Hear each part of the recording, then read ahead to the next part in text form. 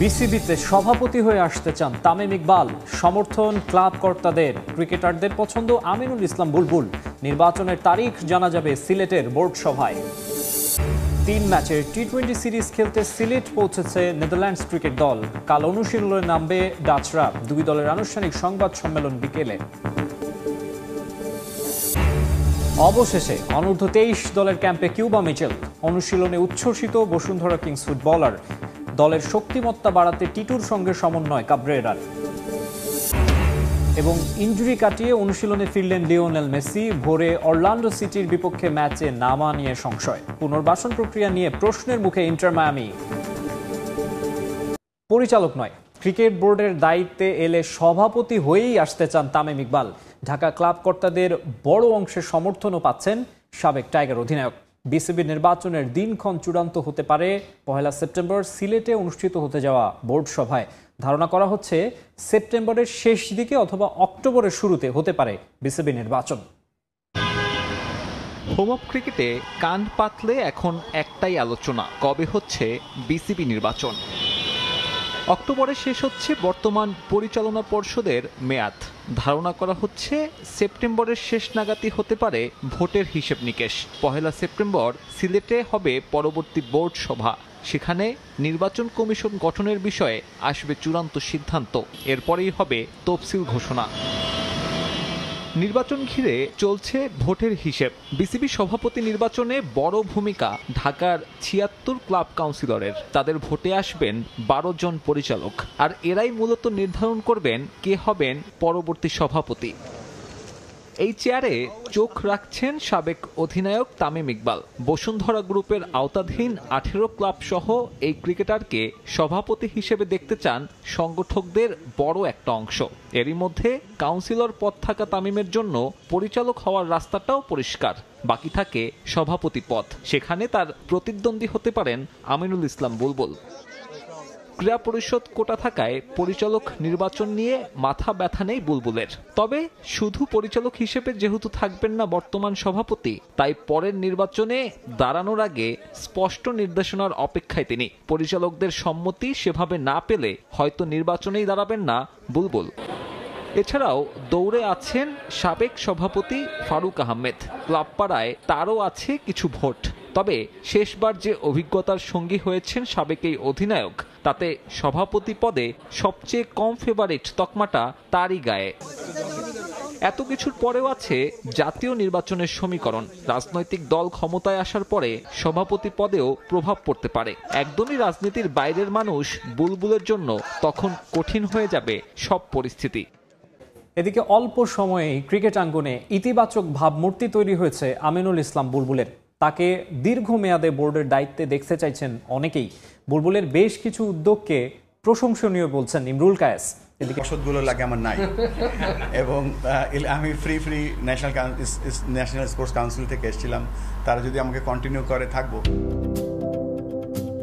নাজমুল হাসান পাপন যুগের অবসানের পর জাতীয় ক্রীড়া পরিষদ থেকে মনোনীত হয়ে এসেছিলেন ফারুক আহমেদ। তবে নানা বিতর্ক সঙ্গী করে বিদায় নিতে হয়েছে তাকে। কিন্তু অল্প দিনে আমিনুল ইসলাম বুলবুলের একটা ইতিবাচক ইমেজ তৈরি হয়েছে।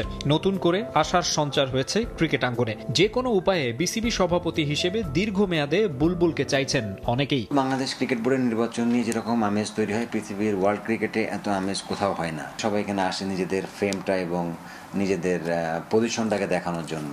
যদি দেশের সত্যিকারের উন্নয়নের জন্য চাই, ক্রিকেট উন্নয়নের জন্য চাই, তাহলে ভালো মানুষকে বসানো উচিত। বুলবুল ভাইয়ের প্ল্যানিং বলেন, বুলবুল ভাইয়ের চিন্তাভাবনা, আমরা এর আগে এরকম কোনো মানুষকে দেখি নাই। বুলবুল ভাই আমার মনে হয় যে নির্বাচন করার মতো মানুষ না।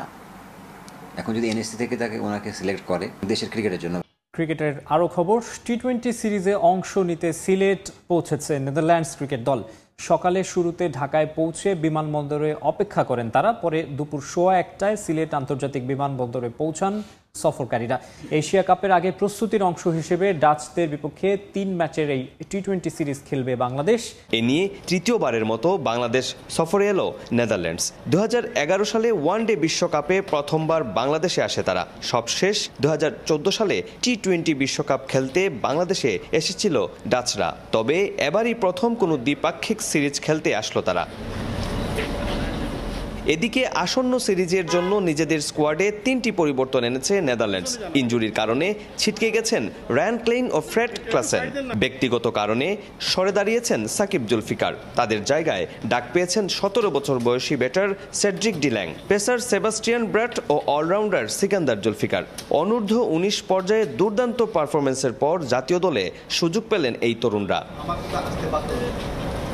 বাংলাদেশ নেদারল্যান্ডস সিরিজ মাঠে গড়াবে 30 আগস্ট প্রথম টি-20 দিয়ে। পরের 2 ম্যাচ 1 ও 3 সেপ্টেম্বর। সবকটি ম্যাচই হবে সিলেট আন্তর্জাতিক ক্রিকেট স্টেডিয়ামে। প্রতিটি ম্যাচ শুরু হবে সন্ধ্যা 6টায়। এরই মধ্যে অনলাইনে পাওয়া যাচ্ছে টিকিট।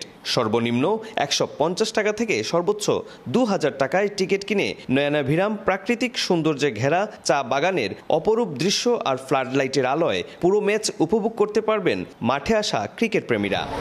ফুটবলের আরও খবর, অনূর্ধ্ব 23 এশিয়ান কাপ বাছাই পর্ব খেলতে যাওয়ার আগে দলের সঙ্গে যোগ দিলেন কিউবা মিচেল।